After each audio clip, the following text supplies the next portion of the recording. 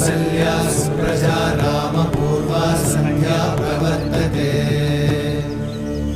उत्तिष्ठ नरशार्दूल कर्तव्यं दैवमाह्निकम्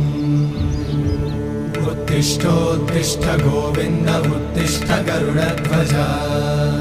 उत्तिष्ठ कमलाकान्त त्रैलोक्यं मङ्गलं कुरु उत्तिष्ठोत्तिष्ठ गोविन्द उत्तिष्ठ गरुडध्वज उत्तिष्ठ कमलाकान्त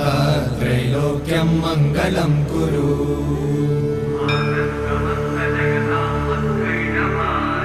मातः समस्त जगतां मधुकैटभारे वक्षो विहारिणि मनोहर दिव्यमूर्ते श्रीस्वामि निश्चित जनप्रिय दानशीले श्रीवेङ्कटेश दयिते तव सुप्रभातम्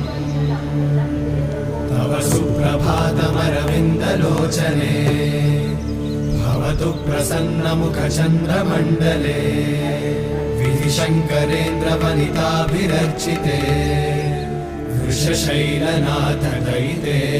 दयानिधे अत्यादि सप्त ऋषयः समुपास्य सन्ध्या